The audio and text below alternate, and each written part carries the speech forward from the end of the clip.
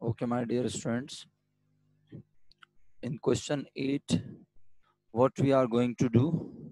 We are going to analyze the effect of each transaction on accounting equation. ठीक है? And अल्हम्दुलिल्लाह majority ने accounting equation को define कर दिया है. याद रखें, जुमला बड़े ध्यान से सुने जो मैं कह रहा हूं. और जब मैं कहता हूं ना, अक्सर ये जर्नल का वर्ड आपको याद हो जाएगा, जर्नली का वर्ड याद हो जाएगा इंशाल्लाह. जब मैं कहता हूं ना कि जर्नली अकाउंटिंग इक्वेशन क्या सुनाई जाएगी, तो वो यही सुनाई जाएगी जो आपने मुझे बताई है. Account is the systematic way of recording classifying. Tariq Azam साहब, समझ नहीं आया आपने क्या किया है. नहीं, मुझे समझ नहीं आया एक्चुअली हुआ क्या है. आपने मेरी बात सही से सुनी नहीं थी क्या? ठीक है, वो तो okay, it's okay, no problem. But मुझे बताएं हुआ क्या है ये इत्तेफाक कैसे हुआ? ये क्या हो, आपने क्या किया है ये? अच्छा, चलें. बहरहाल बात यह है प्यारे बच्चों कि ट्रांजैक्शन को पढ़कर उसका असर देखना है अकाउंटिंग इक्वेशन पर. तो अकाउंटिंग इक्वेशन जनरली जब कभी पूछी जाएगी, जिंदगी में कभी कोई पूछे, आपका पहला जवाब होगा accounting assets is equal to liabilities plus capital. ये आपका पहला आंसर होगा. अगर वो आपको कहता है कि और भी कोई चीजें होती हैं, अगर वो कहता है एक्सटेंडेड अकाउंटिंग इक्वेशन बताओ, तो फिर आप उसे फिर आप उसे बताएंगे thank you Aqsa, assets is equal to liability plus capital plus revenue minus expense. बस अक्सर इसके अंदर सब आ जाएगा मेरा बेटा. कैपिटल के अंदर इन्वेस्टमेंट आ जाती है और ड्राइंग कैपिटल के साथ प्लस माइनस हो जाती है. तो बस आप इतना भी कह देंगे assets is equal to liability plus capital plus revenue minus expense. इसका मतलब है आपने सारी चीजों को कवर कर लिया. अब अगर बोलता है इससे भी ज्यादा एक्सटेंड करो, तो फिर आप एसेट्स को ब्रेक कर देंगे और आप कहेंगे current assets plus non current assets is equal to current liability plus non current liability plus capital plus revenue minus expense. तो आई होप कि कोई मुश्किल बात नहीं है. लेकिन जब भी कभी जिंदगी में आपसे पूछा जाए what is accounting equation, the first answer would be assets is equal to liability plus capital. Okay, अब आप देखें जरा, यहाँ पर ये एसेट्स का बॉक्स है, आपको नजर आ रहा है डेफिनेटली. ठीक है, और यहाँ पर हम तमाम एसेट्स को प्रेजेंट करेंगे इस बॉक्स के अंदर. इज इक्वल टू नहीं लिखा हुआ, लेकिन अल्हम्दुलिल्लाह आप इसे देखकर समझ रहे हैं कि यहाँ जो भी इफेक्ट एसेट्स में आएगा वो बराबर होगा, वो इक्वल होगा किन दो चीजों के, लायबिलिटी और कैपिटल के अमाउंट के. यानी यहाँ पर अगर प्लस हुआ है इस साइड पर, देखें मेरे कर्सर को देखते रहे, मेरी बात सुनते रहे. अगर एसेट 50,000 से इंक्रीज हुआ है, क्या कहा मैंने? अगर एसेट 50,000 से, कंप्लीट करें मेरे जुमले को, अगर एसेट 50,000 से इंक्रीज हुआ है तो 50,000 से लाजमी या तो लायबिलिटी इंक्रीज हुई होगी या फिर कैपिटल इंक्रीज हुआ होगा. सर डिक्रीज नहीं हो सकता? अरे अगर यहाँ 50,000 इंक्रीज हो रहा है तो यहाँ भी इंक्रीज होगा ना, वरना फिर is equal to accounting equation equal नहीं होगी ना. अगर यहाँ 50,000 इंक्रीज है तो इस तरफ भी किसी एक चीज में 50,000 इंक्रीज. अब किसी मासूम बच्चे ने कहा सर जरूरी है कि दोनों में से कोई एक चीज आए. हाँ बिल्कुल, डबल इफेक्ट पे आ रहा हूँ मैं. जरूरी है कि किसी एक पर अमाउंट आए? नहीं, ऐसा भी हो सकता है 20,000 से लायबिलिटी इंक्रीज हो जाए और 30,000 से कैपिटल हो जाए, 10,000 से लायबिलिटी इंक्रीज हो जाए और 40,000 से कैपिटल इंक्रीज हो जाए. इसका मतलब है कि कॉम्बिनेशन भी हो सकता है, कॉम्बिनेशन. लेकिन इस साइड का होल इफेक्ट कितना होगा? इस साइड का होल इफेक्ट इंक्रीजिंग की शक्ल में कितना होगा? 50,000. क्योंकि मैं कह रहा हूं एसेट कितने का इंक्रीज हुआ, एसेट टोटल कितने का इंक्रीज हुआ? मैंने कहा 50,000. तो लायबिलिटी और कैपिटल मिलाकर भी अगर इंक्रीज होंगे तो वो भी 50 के होंगे। अगर इंडिविजुअल कैपिटल इंक्रीज होता है तो वो 50 का होगा, इंडिविजुअल लायबिलिटी इंक्रीज होती है तो वो 50 की होगी। अच्छा, इसी तरह मैं कहता हूं अगर एसेट डिक्रीज हुआ 20,000 से, now what I am saying, if asset decreases by ₹20,000, अगर एसेट 20,000 से डिक्रीज हो तो लायबिलिटी 20,000 से डिक्रीज होगी, या कैपिटल 20,000 से डिक्रीज होगा। अच्छा सर, इसका मतलब है कि लाजमी दोनों साइडों का इफेक्ट हमेशा इक्वल होगा, सही है। एक और इफेक्ट है, वो भी मैं बोलूंगा इंशाल्लाह, लेकिन अभी मैं कह नहीं रहा। हमारे अकाउंटिंग के चैंपियंस जानते होंगे, एसेट जितने से इंक्रीज होगा उतने से डिक्रीज हो जाएगा तो इफेक्ट हो जाएगा 0। तो यहाँ पर भी कोई इफेक्ट नहीं होगा, और यहाँ पर बस इंक्रीज और डिक्रीज सेम अमाउंट होगी, सही है। सब हो सकते हैं सर, सब हो सकते हैं, हम सब कुछ हो सकता है। 10 रुपए से लायबिलिटी इंक्रीज हो सकती है, 10 रुपए से कैपिटल इंक्रीज, 10 रुपए से लायबिलिटी डिक्रीज, 10 रुपए से कैपिटल डिक्रीज, सब मुमकिन है। और अभी हम यही देखने जा रहे हैं, लेकिन मैं आपको ये जर्नल ओपिनियन दे रहा था। अच्छा, अब एक बात समझिए, इसका मतलब ये हुआ कि हर ट्रांजैक्शन में 2 अकाउंट्स इन्वॉल्व होंगे मिनिमम। करीम बेटा, आप अपना माइक को जरा कंट्रोल करें मेरा बच्चा, क्योंकि आप जिस शोर में बैठ के पढ़ रहे हैं, बड़ी हिम्मत पे आपकी मैं दाद देता हूं कि आप इतने शोर में बैठ के पढ़ रहे हैं, बड़ी बात है। हालांकि ये बिल्कुल मुनासिब नहीं है आपके लिए इस तरह पढ़ना, आपको समझ नहीं आ रही होगी मेरी बात, और अगर आ रही है तो भाई ये आपकी जहानत है। जी मेरे प्यारे बच्चों, मेरी बातों से आपने क्या एक्सट्रैक्ट किया, मेरी बातों से आपने कुछ समझा?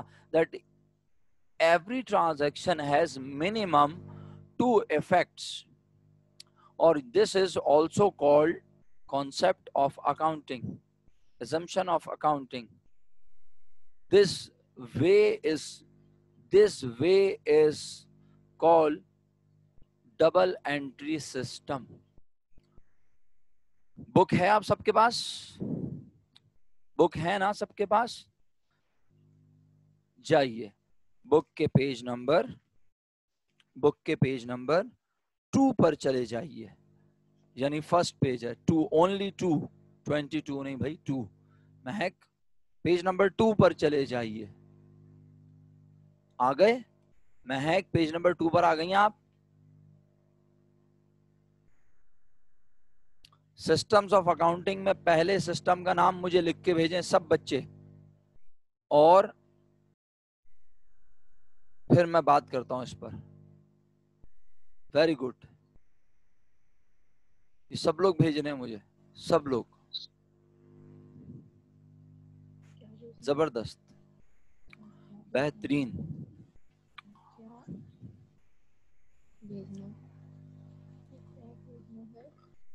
साहिल भाई, कहाँ रिकॉर्डिंग लिखा है, क्या पढ़ रहे हो? सिस्टम्स ऑफ अकाउंटिंग कहा है मेरे भाई? फलक विकार, पेज नंबर 2 नजर आया आपको बुक का? उसमें आपको सिस्टम्स ऑफ अकाउंटिंग नजर आए लिखे हुए मेरा बेटा? उसमें पहला सिस्टम लिख के भेजना है।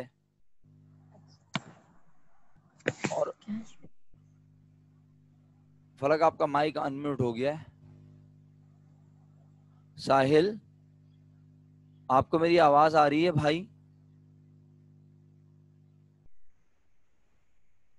ऐसा जुल्म करें मैं बर्दाश्त कर सकूं, ऐसे जवाब लिखे जो मैं बेयर कर सकूं। ये क्या लिखा है भाई आपने मुझे फंक्शंस ऑफ अकाउंटिंग का पहला फंक्शन लिख के भेज दिया है। आप क्या नींद में हैं खुदा ना खास्ता?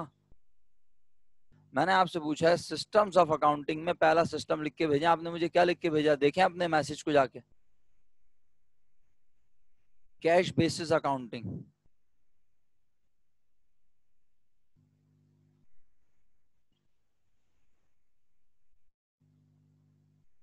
अब आप लोग ना इस कैश बेसिस अकाउंटिंग को, मर्केंटाइल और एक्रूअल सिस्टम अकाउंटिंग को और मिक्स सिस्टम को जरा खुद घर पे एक बार पढ़ लीजिएगा। पहले जब आप पढ़ लेंगे ना, फिर हम इसको डिस्कस कर लेंगे। मैं 1 लाइन स्टेटमेंट दे देता हूँ सब पर, ऐसा ना हो कि आप बोले सर आपने तो पढ़ाया नहीं, इस बार हमें दे दिया। कैश बेसिस अकाउंटिंग में सिर्फ वही ट्रांजैक्शन रिकॉर्ड की जाती है जिसमें कैश आए या कैश जाए, और अकाउंटिंग करते हुए हम कैश बेसिस सिस्टम को फॉलो नहीं करते। ये भी सुना आपने? मैंने बस इतना इनफ बता दिया है, मतलब मैं आपको समरी पेश कर रहा हूं। सर आपको मेरे मैसेजेस देर से रिसीव हो रहे हैं। नहीं, देर से रिसीव नहीं हो रहे, आप जैसी मैसेज भेजते हैं आ जाता है भाई। अच्छा, एक निजाम है, इस क्यों का जवाब तो बड़ा मुश्किल है। आप खुद सोचें कि आप यहाँ से जो है वो दुबई जाते हैं, आप यहाँ से यूएई जाते हैं, तो आप पानी के रास्ते भी जा सकते हैं, हवाई जहाज से भी जा सकते हैं, और बाय रोड भी जा सकते हैं।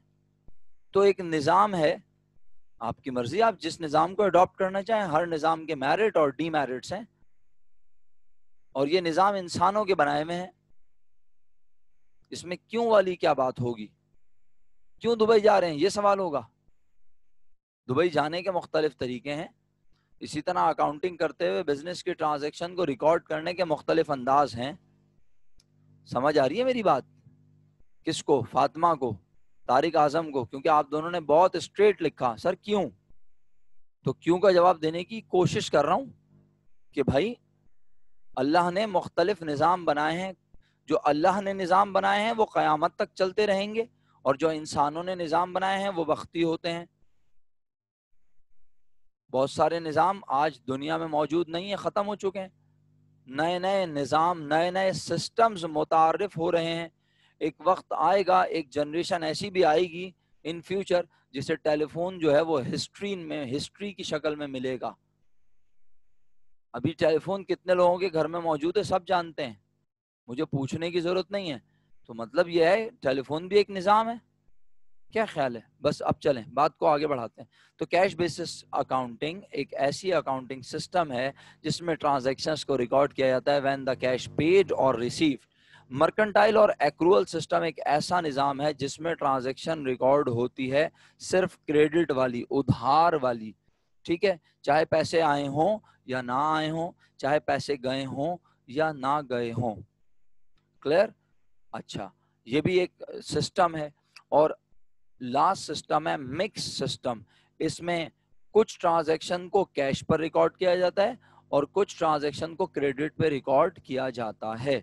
बस ये आपको सिर्फ एक बार पढ़ाने के लिए, yes, combination of both in simple words. अब ये सिर्फ आपको पढ़ाना था मुझे। अब आप अगर अपने ही किताब के पेज नंबर 3 पर आए तो आपको बेसिक अकाउंटिंग कॉन्सेप्ट्स, क्योंकि इंशाल्लाह मैं बहुत जल्द इस कॉन्सेप्ट पे आने वाला हूँ, बहुत जल्द इन कॉन्सेप्ट्स पे आने वाला हूँ। बुक से भी पढ़ाऊंगा, अपनी प्रेजेंटेशन भी शेयर करूंगा आपके साथ, वो प्रेजेंटेशन अपलोड भी कर दूंगा गूगल क्लासरूम में। But before doing all that, मैं आपसे रिक्वेस्ट करूंगा, आप पेज नंबर 3 पर आ चुके हैं, बेसिक अकाउंटिंग कॉन्सेप्ट्स की हेडिंग मिली, यस और नो? नहीं हफ्सा, बस मुझे ये बताएं जो मैंने पूछा है। यस, मिल गए, ओके। पॉइंट नंबर 6 मुझे लिख के भेजें, क्या है इसमें? पॉइंट नंबर 6 लिख के भेजें, क्या है? What is the heading of point number 6? Yes. Thank you all. जबरदस्त, शुक्रिया। एक जवाब गलत आया, 2 गलत आए। मोहम्मद शहीर, देखें आप लोग मुझे चेक ना करें प्लीज। मोहम्मद शहीर, आपने 2 बार गलत लिखा। देखें प्लीज, इस तरह ना करें। ऑलरेडी जो है मुझे चश्मा लग चुका है मॉनिटर के आगे बैठ बैठ के देखने से। अब ये जुल्म ना करें आप मुझ पे कि आप जो है वो पॉइंट नंबर 6 पूछ रहा हूं और आप मुझे 5 लिख के भेज रहे हैं। ऐसा तो ना करें ना दोस्त।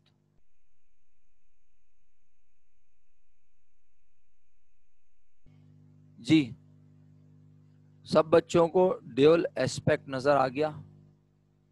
ये ड्यूल एस्पेक्ट आसान लफ्जों में डबल एंट्री सिस्टम है। ड्यूल एस्पेक्ट आसान लफ्जों में क्या है? Double entry system. एक लाइन ये भी पढ़ने आए बस, फिर हम इस ट्रांजैक्शन को पढ़ते हैं। Double entry system, the double effect of each transaction is recorded in the books of account is known as double entry system। इसके ऊपर बात करने के लिए मेरे पास बहुत लंबी तारीख मौजूद है, और ये तारीख इंशाल्लाह बहुत जल्द SLO1 कंप्लीट होने से पहले पहले मुझे आपसे शेयर करनी है कि आखिर ये डबल एंट्री का मतलब क्या है, ये आया कहाँ से। पहली बात तो ये कि जो अकाउंटिंग आज हम पढ़ते हैं, अगर इसकी हिस्ट्री उठा के देखें तो ये अकाउंटिंग किसी एक शख्स की इजाद करदा चीज नहीं है। अगर कोई बोले ना कि अकाउंटिंग मैंने बनाई है, तो किसी एक ने अकाउंटिंग नहीं बनाई। लेकिन अकाउंटिंग का ये डबल एंट्री सिस्टम वाला कॉन्सेप्ट जिन साहब ने दिया था, जिन साहब ने पहली बार अपनी किताब में लिख दिया, उन्हें फादर ऑफ अकाउंटिंग के नाम से जाना जाता है। और अभी इंशाल्लाह चंद दिनों में मैंने आपको हिस्ट्री ऑफ अकाउंटिंग पढ़ानी है, क्योंकि वो आपके एसएलओ का हिस्सा है और मैंने पढ़ानी है, डिस्कस करनी है, तब मैं करूंगा। आपका दिल चाहे तो आप फादर ऑफ अकाउंटिंग के बारे में जरा ढूंढिएगा, हिस्ट्री ऑफ अकाउंटिंग आप ढूंढें, आपको पता चलेगा कि अकाउंटिंग उस दौर से हो रही है जब लोग गारों में रहते थे, गारों में, केव्स में रहते थे। हिसाब किताब उस वक्त से हो रहा है, और उस वक्त किस तरह होता था और आज कैसे हो रहा है, जमीन आसमान का फर्क है। और जिस तरह बहुत सारी चीजें इंसान इजाद करता है, तो अकाउंटिंग भी इंसानों की इजाद करदा तो है, लेकिन thank you Arman, thank you for sharing the name of father of accounting, ठीक है, थैंक यू अली मोहम्मद, शुक्रिया।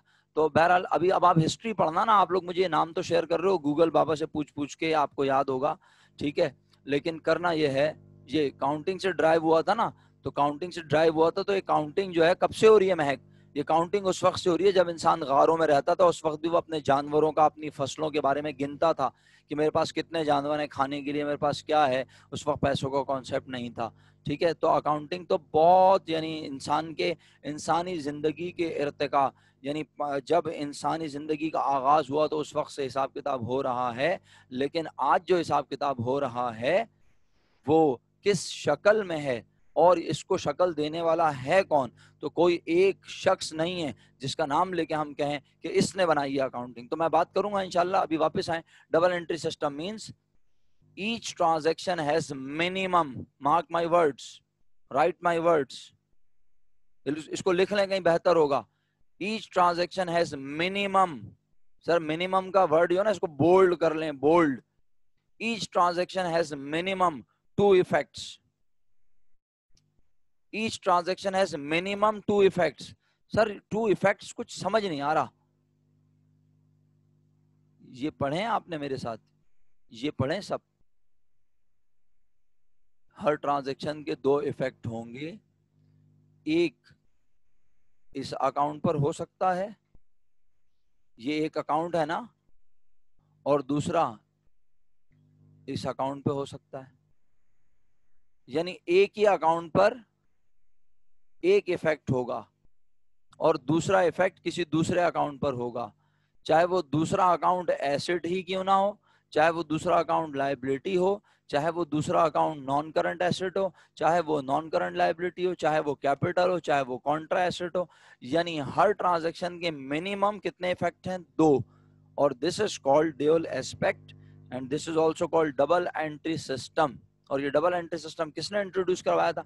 नहीं महक आदिल, डेबिट और क्रेडिट तो मेरा कोई स्टूडेंट जानता ही नहीं है। जब तक मैं डेबिट क्रेडिट बताऊंगा नहीं, मैं किस तरह आपसे डेबिट क्रेडिट एक्सपेक्ट कर सकता हूँ?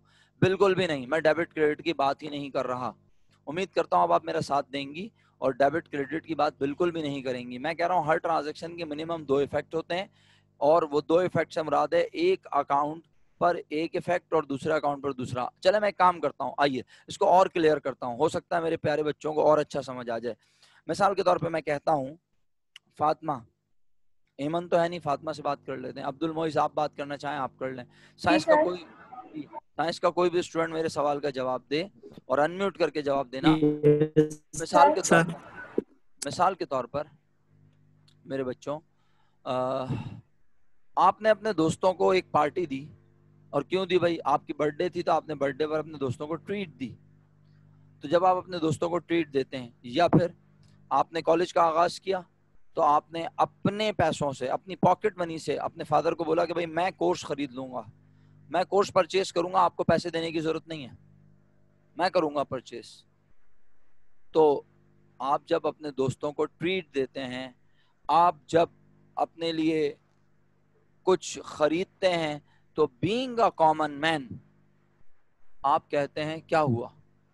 अच्छा, क्या बात है, जबरदस्त, बेहतरीन, यही सुनना था मुझे। यह है कॉमन मैन का अंदाज।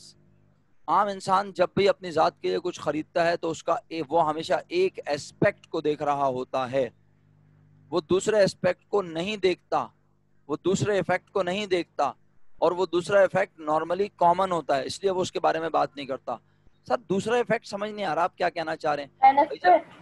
जब आपने दोस्तों को पार्टी दी तो आपका खर्चा हुआ और आपके पास से क्या गया, कैश गया। तो इसका मतलब है कैश के ऊपर भी तो इफेक्ट हुआ ना। लेकिन आमतौर पर कोई भी ये नहीं कहता।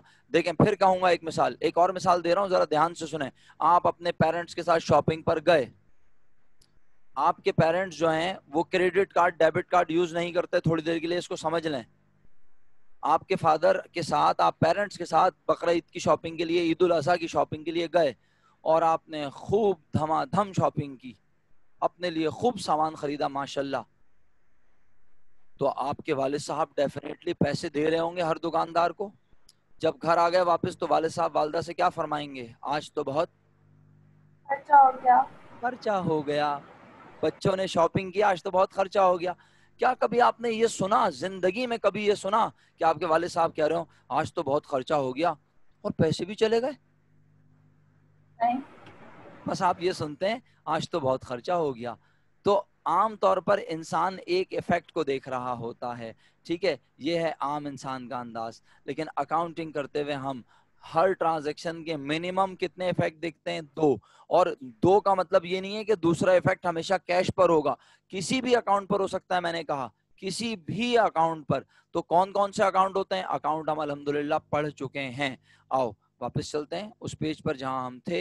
अगर हमने आज एक पॉइंट भी समझ लिया तो बाकी पॉइंट को समझने की आप भी कोशिश करेंगे खुद इंशाअल्लाह। अच्छा, तो अब अकाउंटिंग इक्वेशन आपके सामने मौजूद है, इसमें क्या क्या कॉलम्स बने हुए हैं वो हम कॉलम जरूरत के तहत देखेंगे। आओ अब इसे पढ़ते हैं और आप मुझे बताना। Alam Ahmad commence business with cash ₹80,000। अब इस ट्रांजैक्शन में मुझे बताओ सबसे पहला अकाउंट जो लिखा हुआ नजर आ रहा है वो कौन सा है? सब लिख के भेजेंगे मुझे। जो लिखा हुआ नजर आ रहा है, लिखा हुआ अलियान, जो लिखा हुआ शास, जो लिखा हुआ नजर आ रहा है, लिखा हुआ भाई। कौन सी जुबान समझते हैं आप लोग? अपने पास से उठा के जवाब भेज दिया मुझे। जो आपने लिखा है वो यहाँ कहाँ लिखा नजर आ रहा है भाई? वो तो आपकी अक्लमंदी है, आपने लिख के भेजा, आपका अकाउंटिंग का बैकग्राउंड है। आप मुझे मेरे सवाल का जवाब देना, अपनी मर्जी क्यों चला रहे हैं? ले भाई, आयशा को भी कैपिटल लिखा नजर आ रहा है। कहाँ लिखा है यहाँ कैपिटल, आयशा मुझे बताओ तुम। हर स्टूडेंट को यहाँ क्या लिखा नजर आ रहा है, कौन सा अकाउंट लिखा हुआ नजर आ रहा है? अकाउंट के अब्बू का नाम, अकाउंट के हेड का नाम नहीं पूछा, अकाउंट का नाम पूछा है। मनाहिल जहरा, अकाउंट का नाम लिखो सिर्फ, बस सिर्फ अकाउंट का नाम लिखो, अकाउंट के हेड का नाम नहीं लिखो। अकाउंट का नाम है कैश। पूरी क्लास इस बात पे अग्री करती है कि हमें अकाउंट नजर आ रहा है कैश। किसी को एतराज करना है तो बोले सर मुझे एतराज है, मुझे आर्ग्यू करना है, मुझे बहस करनी है, मैं करूंगा। तो भाई इलियान ने आलियान बोला था, मैंने इलियान ने आयान या आलियान था वो जिन्होंने कैपिटल लिख दिया था। 2 बच्चों ने कैपिटल लिख के भेज दिया था मुझे। वो 2 बच्चे जीनियस हैं बहुत, उन्होंने मुझे कैपिटल लिख के भेज दिया। मेरा सवाल सुना ही नहीं। मैं कह रहा हूँ इस ट्रांजैक्शन में मुझे एक अकाउंट का नाम वाज़ेह लिखा नजर आ रहा है और वो है कैश। अब ये बताओ ये बिजनेस में कैश लेके कौन आ रहा है? एक अकाउंट डिसाइड हो चुका है, ओनर। Very good. जब ओनर बिजनेस में पैसे लेकर आए तो उसे किस नाम से लिखते हैं, उसे क्या कहते हैं? अकाउंट का नाम बता रहे हैं सब माशाल्लाह। एसिड ने कहते हैं सैयदा जहरा क्या कर रही हो, उसे कहते हैं कैपिटल, उसे कहते हैं ओनर इक्विटी। कैपिटल नाम बताया था मैंने आपको, भूल गए आप लोग? ये देख लें, इस शीट में नहीं है। क्या हो गया आप लोगों को? अब जब प्रैक्टिकल का वक्त आया तो आप ऐसे अजीबोगरीब जवाब देंगे। ये क्या पढ़ा है आपने? ओनर इक्विटी बोल सकते हैं, प्रोप्राइटरशिप बोल सकते हैं। सर कुछ भी नहीं, मैंने सिर्फ ये कहा है कि आलम अहमद ने कमेंस किया है बिजनेस कैश के साथ 80,000। तो सबसे पहला अकाउंट कौन सा नजर आया? पूरी क्लास ने जवाब दिया सर कैश नजर आया। मैंने कहा गुड, कैश नजर आया। और दूसरा अकाउंट, क्योंकि हर ट्रांजैक्शन में मिनिमम 2 अकाउंट होंगे। सर 2 से ज्यादा हो सकते हैं? जी हाँ 2 से ज्यादा हो सकते हैं। सर कितने? 3 4 5 6 8 10 15 20 25 50 जितने भी हों, मुझे गर्ज थोड़ी है। मिनिमम 2 होंगे, एक नहीं हो सकता कभी भी।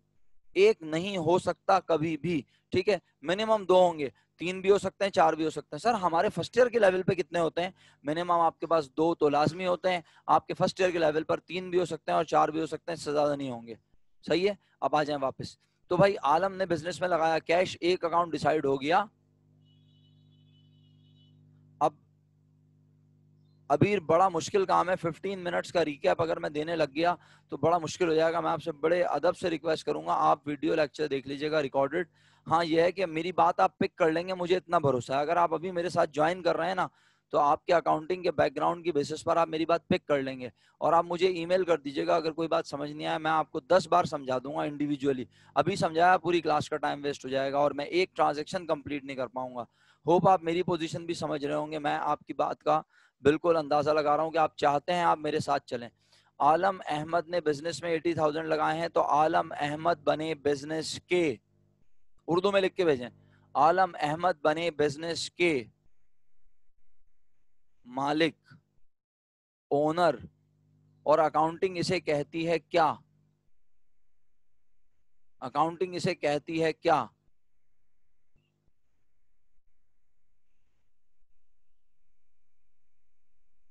अकाउंटिंग इस मालिक को क्या कहती है? अकाउंटिंग इसको कहती है आलम कैपिटल, आलम अहमद कैपिटल, कैपिटल आलम अहमद। समझ आ रही है मेरी बात या नहीं आ रही है अभी भी? कितने अकाउंट हो गए अब बताओ सब लोग, कितने अकाउंट हो गए प्यारे बच्चों? yes, there are 2 accounts, number 1 is cash and number 2 is capital. So now we decide what is the nature of cash, in which category cash comes. Cash को हम क्या मानते हैं? थैंक यू अबीर। कैश को हम क्या समझते हैं? कैश कौन सी कैटेगरी में आता है? नहीं, मुझे सब कैटेगरी बताने की जरूरत नहीं है अक्सा। मेन कैटेगरी का नाम बता दें सब बच्चे, मेन कैटेगरी का नाम बता दें, ये इनफ होगा। मनाइल जरा, कैश इन हैंड तो नाम है ना, आप कैश इन हैंड किस कैटेगरी में आता है बेटा? सवाल को समझने की कोशिश करें। नेचर ऑफ कैश क्या है? नेचर ऑफ कैश क्या है? जो जवाब देने के काबिल नहीं है उनके लिए ये मैं शो कर देता हूं। नेचर ऑफ कैश है, मुझे सिर्फ ये जवाब चाहिए। जब मैं बोलूँ ना एसेट में कौन सा एसेट, फिर आप बोलिएगा करंट, अदरवाइज आपको करंट बताने की जरूरत नहीं है, वरना मैं करंट लगाऊंगा आप सब लोगों को। जी, मुझे आपने सिर्फ क्या बताना है? कैश की नेचर है एसेट। ओके, अगर आपने जवाब दे दिया तो आप बताएं कैश एसेट पे फर्क पड़ेगा, इफेक्ट होगा? क्या इफेक्ट होगा आपके ख्याल में? इंक्रीज और डिक्रीज? जवाब दें सब लोग, क्या फर्क पड़ेगा? इंक्रीज होगा या डिक्रीज होगा? जल्दी जवाब दें सब लोग। इंक्रीज होगा, यानी कैश इंक्रीज होगा तो डेफिनेटली एसेट भी इंक्रीज होगा। भाई बिजनेस में कैश आ रहा है, बिजनेस में कैश इंक्रीज हो रहा है, तो एसेट भी क्या हो रहा है? इंक्रीज। तो क्या लायबिलिटी पे फर्क पड़ेगा? जिम्मेदारी बढ़ गई क्या बिजनेस की? क्या ये पैसे बिजनेस ने वापस करने हैं? नहीं, ये पैसे किसने लगाए? बिजनेस के मालिक ने, ये उसे वापस नहीं करने। ठीक है, तो इसका मतलब है फिर ये पैसे लगाए मालिक ने, तो इसे नाम देंगे कैपिटल। और कैपिटल का नाम क्या है बोलो? आलम कैपिटल। याद आया? समझ आया? अब बताओ आलम कैपिटल में भी क्या होगा? इंक्रीज और decrease? Alam capital should be increase in the business. Sir क्यों हो रहा है इंक्रीज? भाई आलम पहले बिजनेस में मालिक था जीरो का, आलम कैपिटल, आलम का बिजनेस में कोई पैसा लगा हुआ नहीं था, वो जीरो का मालिक था। अब उसने बिजनेस में पैसे लगाए, उसकी मिल्कियत, उसके कैपिटल में हुआ इजाफा, increase. That's why we are saying capital of Alam is increasing and cash of business is increasing. तो दोनों में इजाफा हुआ। आप देख सकते हैं पॉजिटिव लिखा हुआ है, कैश 80,000 पॉजिटिव, कैपिटल 80,000 पॉजिटिव। मुझे पता है अब हमारे पास तकरीबन 3 से 4 मिनट बाकी हैं। अगर आप दूसरी ट्रांजैक्शन सुन लेते हैं तो फायदा ये होगा कि फिर आप ये टोटल करने वाली लॉजिक समझ जाएंगे और आप फिर थर्ड फोर्थ फिफ्थ पॉइंट को खुद से पढ़कर कोशिश करेंगे देखने की, समझने की। रीज्वाइन कर लें जिनको स्क्रीन नजर नहीं आ रही है। Okay, thank you so much. Point number 2 में कह रहा है परचेज गुड्स ऑन क्रेडिट। क्या खरीदनी जनाब? बोलिए, क्या खरीदनी? गुड्स खरीदनी। गुड्स को और क्या नाम देते हैं, याद है? गुड्स को और क्या नाम देते हैं? Merchandise. Very good, excellent. Merchandise, goods, और इसे स्टॉक भी कहते हैं। इसे स्टॉक। सर स्टॉक क्यों कह रहे हैं आप? भाई खरीदी है, अभी बेची थोड़ी है। खरीदी है ना, अभी बेची नहीं है। इन्वेंट्री है, जखीरा है ये हमारा। ठीक है, अच्छा, इसका मतलब है हम इसको क्या करेंगे? बिजनेस को चलाने में इस इन्वेंट्री को यूज करेंगे। इसको बेचेंगे खरीद के तो बिजनेस चलेगा। इसका मतलब है ये इन्वेंट्री भी हमारा क्या हुई? बोलो। ये स्टॉक भी हमारा क्या हुआ? बताओ। एसेट। तो देखो, एसेट की कैटेगरी में स्टॉक लिखा नजर आ रहा है। एक अकाउंट डिसाइड हो गया, एक अकाउंट डिसाइड हुआ है, स्टॉक, एसेट। तो बस एक अकाउंट इन्वॉल्व होता है ट्रांजैक्शन में। नॉर्मली देयर आर भाई सब लोग पार्टिसिपेट करते रहेंगे तो अच्छा है, वरना फिर आप लेक्चर को, वीडियो लेक्चर को देखते रहिएगा बैठे हुए 10 बार। जी, नॉर्मली देयर आर 2 अकाउंट्स। तो दूसरा क्या है? कह रहा है गुड्स खरीदी है कैश पर। कैश चला गया हमारे पास से? नहीं। किस पर खरीदी? On credit. तो जिससे खरीदी, क्या बोला मैंने? जिससे खरीदी उससे हमने किया जुबानी वादा। नाम बताओ जुबानी वादे का। सर ये तो कहीं भी नहीं लिखा कौन सा वादा किया। तो याद रखना, जब ऑन क्रेडिट लिखा हो तो हम जुबानी वादा कर रहे होते हैं, और जब लिख के वादा करेंगे तो वो लिख के देगा purchase goods and make a note, make a bill. तो हम कहेंगे हमने लिख के वादा किया। लेकिन अभी जब यहाँ सिंपल ऑन क्रेडिट लिखा है, इसका मतलब हमने जुबानी वादा किया। तो इसका मतलब ये हुआ कि हमने जो जुबानी वादा किया उसका नाम मैंने क्या पढ़ाया है जनाब अली अबीर साहब? Thank you Fatima. मैंने उसका नाम पढ़ाया है ट्रेड पेबल। क्या पढ़ाया मैंने उसका नाम? Trade payable. सर यहाँ तो ट्रेड पेबल नहीं लिखा। कोई बात नहीं, यहाँ नहीं लिखा तो क्या हुआ? आगा खान के लिए कोई बुक ही नहीं है, मसला ये। हाँ, या तो मैं आपको ओ लेवल्स ए लेवल्स की बुक से पढ़ाऊँ, वो बिल्कुल उसमें भी कुछ चीजें डिफरेंट होती हैं। सही है, तो बेहतर है कि आप इसी बुक से पढ़ेंगे और याद रखेंगे कि जिसे अकाउंट पेबल यहाँ बुक में लिखा है उसे हम किस नाम से पुकारेंगे? Trade payable. जिसे अकाउंट रिसीवेबल लिखा है उसे हम क्या कहेंगे? Trade receivable. ठीक है, अभी बाकी चीजों को, फर्नीचर और अकाउंट रिसीवेबल को देखने की जरूरत नहीं है। जी बिल्कुल, मैसेजेस मिल रहे हैं और मैं सबके मैसेजेस पूरी कोशिश कर रहा हूं देखूं। बस मुझे आखिरी मिनट दे दें, मैं अपना जुमला कंप्लीट कर लूं। अल्हम्दुलिल्लाह ये ट्रांजैक्शन कंप्लीट हो जाएगी तो आपको ये टोटल करने की लॉजिक समझ आ जाएगी, फिर आप बाकी ट्रांजैक्शन घर पे खुद देखिएगा। जी फातिमा जल्दी से बोलें क्वेश्चन, जल्दी से। ये टेबल बना हुआ आएगा पेपर में? जी टेबल बना हुआ आता है, उसमें ये कॉलम के नाम भी लिखे होते हैं। आपने सिर्फ अमाउंट प्लेस करनी होती है प्रॉपर कॉलम में, इतना आसान होता है। सही है, आपके लेवल पर अगर ये फर्स्ट, अगर BIEK के स्टूडेंट की बात करेंगे ना, उसे ये टेबल खुद बनाना होता है, BIEK वाले को। लेकिन AKUEB वाले को टेबल बनाना नहीं होता, बना हुआ आता है, स्पेस भी उसमें मेंशन होता है सारा। ओके, तो बस फाइनलाइज करते हैं। पहला इफेक्ट स्टॉक पर, बताओ स्टॉक इंक्रीज और डिक्रीज। अबीर ये ट्रेड पेबल ही लिखा हुआ है, अकाउंट पेबल को ट्रेड पेबल ट्रीट करो। सही है अबीर, ये ट्रेड पेबल लिखा हुआ है। ओके, आप सबने कहा स्टॉक इंक्रीज हो रहा है। कितने का स्टॉक परचेज करके लाए? कितने का स्टॉक खरीद लिया? 20,000 का। तो 20,000 से स्टॉक में हुआ इजाफा, पॉजिटिव है। देखो पॉजिटिव लिखा है, पॉइंट नंबर 2 पॉजिटिव अमाउंट। अच्छा, पॉइंट 1 के बाद टोटल नहीं हुआ है क्योंकि यही अमाउंट है टोटल 80,000। अब पॉइंट 2 लिखा गया, पॉइंट 2 जब लिखा गया तो पॉइंट 2 में कैश इन्वॉल्व नहीं हुआ। आप देखो यहाँ कैश की अमाउंट नहीं लिखी, फर्नीचर नहीं लिखा, अकाउंट रिसीवेबल नहीं लिखा, है ना? क्या लिखा? स्टॉक। स्टॉक इंक्रीज हुआ और जिससे खरीदा उससे किया वादा। क्या कहा? हम तुम्हें पैसे अदा कर देंगे। तो बताओ लायबिलिटी इंक्रीज हुई या डिक्रीज? लायबिलिटी इंक्रीज हुई या डिक्रीज? शाबाश, जल्दी से बताओ, वक्त खत्म हो चुका है। लोग बेताब हैं बहुत जाने के लिए, बिल्कुल खत्म करने वाला हूं क्लास। जी, लायबिलिटी भी इंक्रीज हुई। तो कितने से इंक्रीज हुई? क्या हमने 20,000 रुपए में से कुछ पैसे दे दिए? Have we paid some amount from 20,000? No. It means liability is increasing by 20,000. तो जितने से स्टॉक में इजाफा हुआ, लायबिलिटी भी उतने से ही बढ़ी। समझ आ गई बात? आप देख रहे हैं दोनों तरफ on both sides the effect of each transaction is equal. ऐसा ही है। बस अब मेरा जुमला सुने। 80,000 पहले ट्रांजैक्शन में आया, दूसरे में नहीं आया, एज इट इज कॉपी हो गया। ये हम क्या कर रहे हैं? बैलेंस। ये हम क्या कर रहे हैं इस लाइन में? बैलेंस। हर ट्रांजैक्शन को लिखने के बाद बैलेंस करना है। फर्स्ट को लिखने के बाद क्यों नहीं किया, क्योंकि ये ऑलरेडी टोटल था। सेकंड को लिखने के बाद अब इसमें प्लस माइनस करके लिख रहा हूँ, फिर ये लिखने के बाद थर्ड लिखूंगा, उसे प्लस माइनस करके लिखूंगा। तो सेकंड में कैश नहीं आया तो कैश एज इट इज 80,000 मौजूद है।